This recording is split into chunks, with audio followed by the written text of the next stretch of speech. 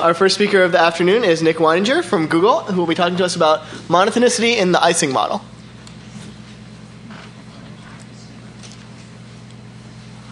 Let's see, let's fit this to the screen. So yes, so the Ising model, Raisa, I believe, in the morning mentioned it briefly as one of a class of models whose study in the computer science and statistical mechanics fields has become common. And unlike some of the other models she mentioned, it's not at least necessarily an inherently iterative thing. It doesn't have to evolve in time. In its simplest form, it's just a probability distribution on the set of vertices, a set of configurations or spin configurations of vertices of a certain graph. And if you're a statistical mechanics type person, the way you deal with it, the way you prove the things you're interested in about it, is to look at it on finite graphs and then try to take some sort of thermodynamic limit as the graphs, for example, lattices in some number of dimensions gets larger and larger. But I like the Ising model purely as a combinatorial object. I think it's worthy of study in its own right, in the sense that you can make some very natural and simple conjectures about it, that when you look at them, you say, oh my gosh, that absolutely must be true. And then when you go to try and prove them, it turns out to be quite a challenge. So I'm going to talk about a couple of those.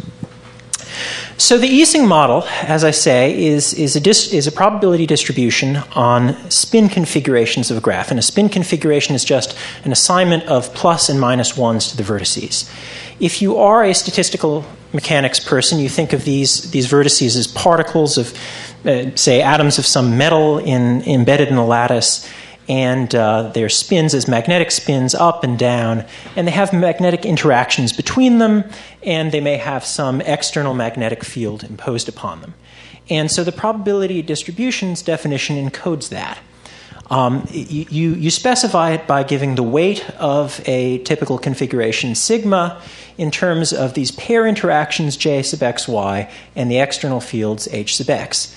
If, for example, for a given edge in the graph x comma y, you have a positive value of jxy, that means that whenever sigma x and sigma y, the spins at x and y are the same, so their product is 1, you get a bonus. The probability distribution prefers such configurations.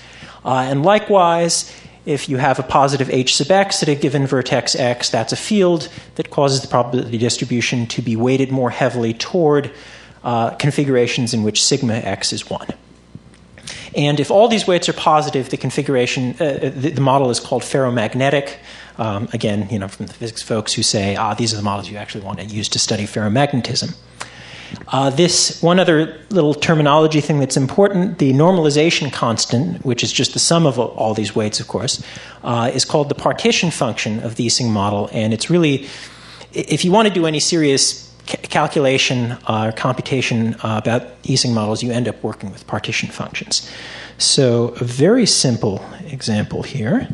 Let's see if I can, next slide. So just to give you the most trivial possible example that's not completely trivial, you have a graph on just two vertices with an edge between them, and the 3 and the 2 are the magnitudes of the external fields of the two vertices. The 1 is the pair interaction between them, and so you want the probability of this particular configuration. You say, okay, this is minus 1, so it gets e to the minus 3, plus 2, minus 1 because they're different. So that's an overall weight of e to the minus 2, and then you divide by the sum of the weights for all of the different possible configurations. So, okay, why is this interesting? Well, for one thing, you might want to study some correlation properties of it. It's a well-known fact that's of interest if you're a correlation theorist, that if you have ferromagnetic interactions, all positive external fields, all positive pair interactions, then the resultant measure has what's called positive association, which just means that if you consider that space, so the probability space you're working on is plus or minus 1 to the n. You look at that as a Boolean lattice with sort of the obvious partial order, more plus 1s is up. And then any two increasing events in that partial order are actually positively correlated in the probability distribution.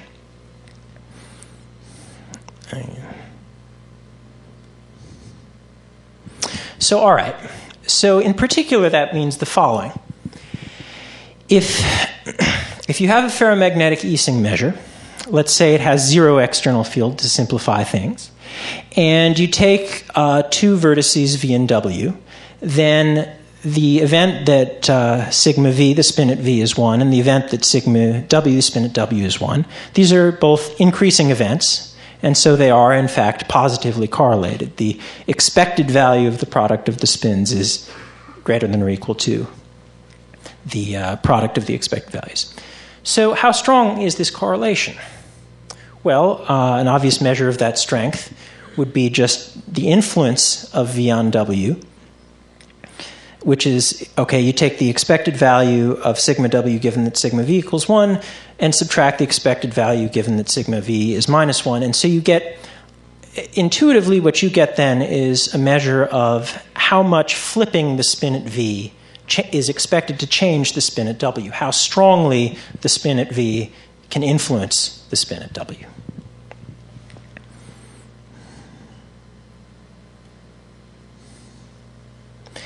And you might generalize this notion of influence by saying, okay, if we fix the spins of some of the other vertices, if we perform a conditioning on a certain subset of the vertices A to say we're going to fix some configuration of plus and minus 1s for just those vertices, and then reconsider the influence that V then has on W, what should happen?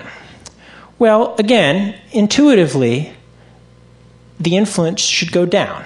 The more you fix configurations of intermediate vertices between V and W, the less strongly V should still be able to influence W.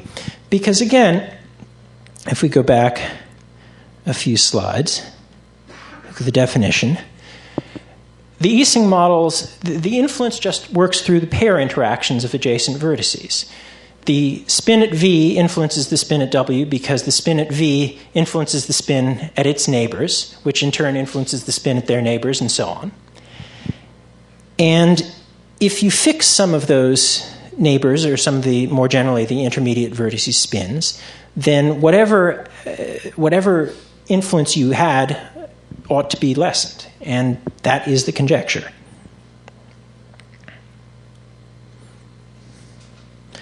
The conjecture is due to Claire Kenyon, Elhanan Mossel, and Yuval Paris, and will be referred to hereafter as the KMP conjecture.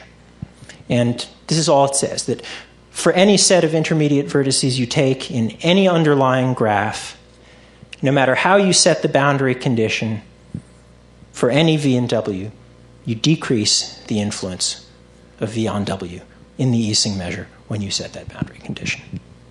So, a simple question. How far can we get on it?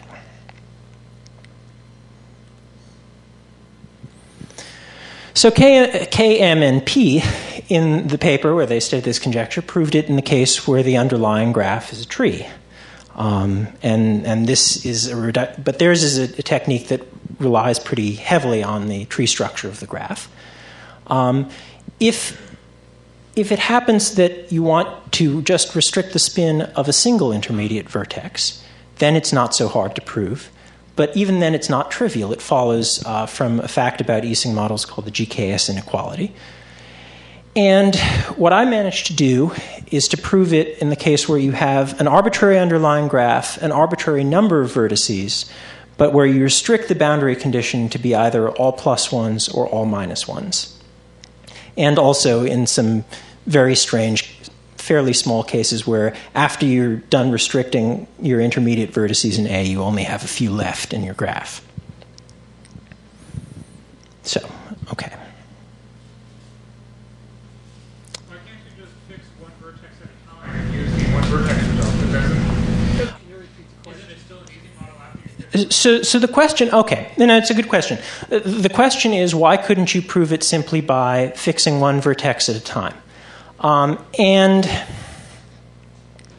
the answer is that a lot of the ferromagnetism conditions that you need to hold just don't any longer hold after you've set a couple of vertices. I mean, in any Ising model, you're right. You can look at a model with a couple of vertices fixed as another kind of model with different sorts of interactions and external fields on the smaller graph.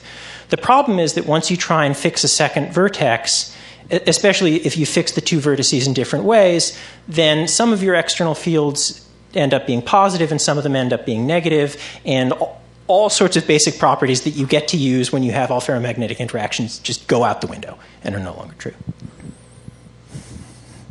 So yes, that's why it's not quite that easy. But in the case where you have all plus ones or all minus ones, what you can do is use a very interesting sort of method that seems to work unreasonably well for these particular sorts of models, called the duplicate variables method. And so again, you have these partition functions. And it turns out that when working with Ising models, you can rewrite just about any problem, any inequality you want to try and prove as an inequality that involves partition functions alone. And by a series of reductions to doing that, you get that, okay, the inequality you want to prove now becomes an inequality with a product of 4 partition functions on each side. So this looks like a really messy thing to deal with, but we're going to make it a slightly less messy thing by going as follows. So we're going to group the 4 partition functions on each side into 2 groups of 2, and we're going to think of each product, and this is where I should... So a single partition function, remember, is just a sum of weights over possible spin configurations of graph. So product of 2 partition functions, in general, you write as, say, z1, z2. If you want to write it as a single sum, you write it as a sum over pairs of spin configurations, and you have a paired, some weight function, weight of sigma times a weight of tau. And then the thing you do is you just regroup this summation as a summation over a summation just over subsets of your original vertex set. And say K of S. And the way you do this is you simply collect into one summand all those summands over here where the 2 underlying spin configurations agree precisely on S and disagree precisely on S complement. And so the reason why this is at all useful, the reason why you would ever want to do this, is just that, again, we're dealing with pair interactions in external fields only, and if, let's say, you have a configuration sigma, which is plus here and minus here and minus here, and a configuration tau, which is, let's say, plus here and minus here and plus here. So this is your S, and this is your S bar. These weights, sigma and tau, are determined in the zero external field case only by the pair interactions. And if you have the pair interaction between a vertex here where they agree and a vertex here where they disagree, then no matter what you do, no matter how you set the agreeing spins of these vertices or the disagreeing spins of these vertices, you'll get opposite signs for the product of these 2 and the product of these 2. And so the weights, the contributions to the weights there will cancel out. And so you get a partition function. What this summand turns out to be is a partition function for an Ising model that is now restricted only to S times a partition function for another Ising model that is restricted only to S bar. And the usefulness of that is that if you now have a nice pair of sums on each side where they're sums over subsets of your original vertex set, then you might hope to conclude that your inequality is true using this wonderful tool called the Alswede-Dakin 4 functions theorem, which says that if you want a thing like this to be true, it is sufficient to show that these summands satisfy a certain local submodularity condition. And indeed, that's how you go about doing this KMP inequality in the all pluses case, is You just reduce that using this process, and you show that the local submodularity condition is in fact satisfied. But the duplicate variables thing, again, is sort of a key and cool method. So let's see. All right. Now, the second of these conjectures. How am I doing for time? Okay, pretty well. The second of these conjectures involves what you get when you do try to convert this Ising measure into an iterative model, into something that evolves over time. So we want to make out of this static probability measure a Markov chain that converges to it, that has this static Ising measure as its stationary distribution. And a very simple way to do it is by defining these steps that might call heat bath steps, where at a given time step in our iterative process, what we're going to do is pick a vertex in our graph. So we've started at time 0 with some fixed spin configuration. We want to evolve toward the Ising model as the stationary distribution.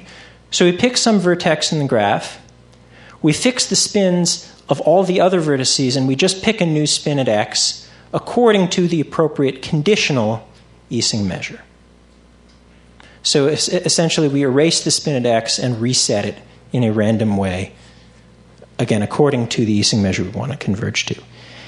And iterating this process gives you what is called the Glauber dynamics. And the Glauber dynamics just says, well, do this at each time step, and you get a Markov chain. If you do it, and you can do it with random choices of vertices, or you get or you can even fix the sequence of vertices you choose deterministically.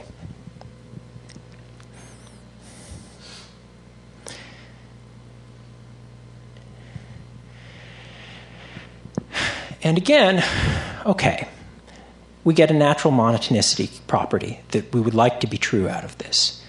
If we have a ferromagnetic Ising measure, then in that Ising measure, the more we strengthen the external fields and the more we strengthen the pair interactions, the higher the expected spin in that Ising measure of any given vertex. So if it's true at the stationary distribution, and we have this Markov chain that converges to the stationary distribution, we might naturally ask, okay, is it true at every step of the way?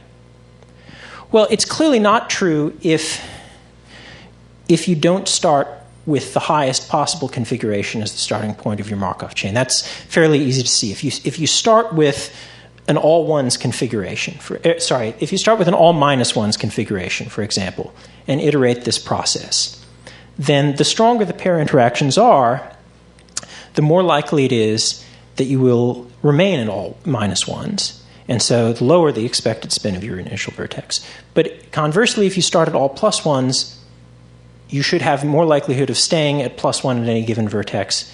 The stronger you make the pair interactions, the stronger you make these preferences for adjacent vertices to have the same spin.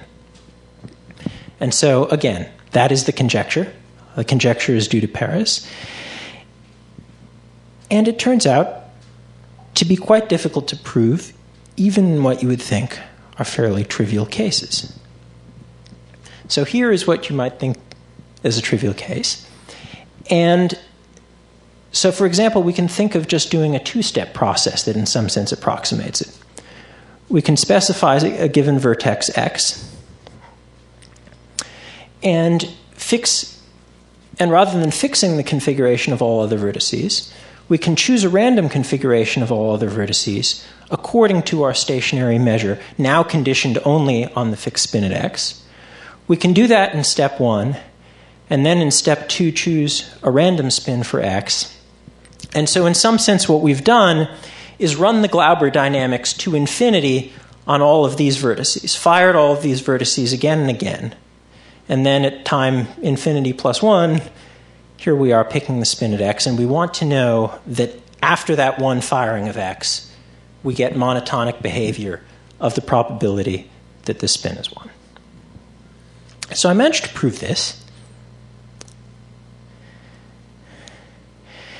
And the proof, again, is a duplicate variable sort of method. you want to show that the ratio of probability of 1 to probability of -1 is increasing in a given parameter. You can rewrite this as this product of two probabilities should be greater than that product of two probabilities. You rewrite that, again, using sort of standard Ising model reduction techniques as a product of these two partition functions should be greater than or equal to the product of those two partition functions. And then you do a duplicate variables rewriting, which again makes each of those products into a single summation over subsets of the vertex set. And it turns out that if you do that, then you can show that that every summand here is greater than its corresponding summand there. But it's only the particular method of putting things into bins that duplicate variables give you that seems to allow you to do that. And again, this is only a very simple case. So this is an unreasonably effective method. It probably points to some much deeper property of the Ising model. I've only really been able to scratch the surface of it. But I hope this demonstrates that at least there are some interesting problems that arise from the purely combinatorial consideration of the model. And I think I'll stop there. We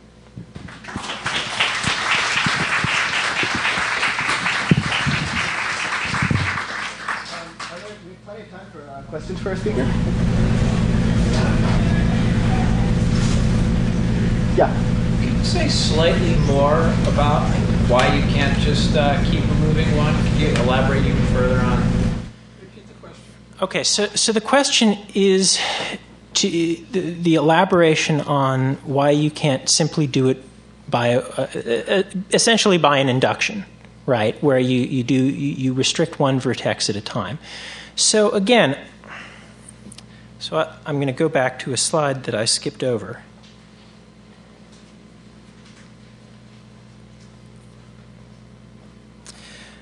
So at the end of all of your reductions to partition functions, you basically get that if you want to show anything, at least by this general method of let's see if we can prove things by partition functions and duplicate variables, then you have to prove this lemma about a submodularity property of pairs of partition functions of Ising models where you have different external fields but the same pair interactions.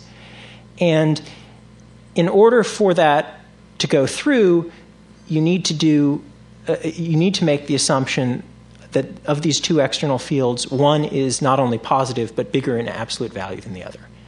And if you try to do an inductive proof where you're not restricting the setting of the boundary condition, where you're not saying I'm just going to set them all to +1 at once, then that assumption, when you get down to the point where you need to prove something like that, this assumption about your external fields that you've reduced to is no longer true. And in the absence of that assumption, that lemma just doesn't go through. I mean, there's easy small counterexamples. Other questions?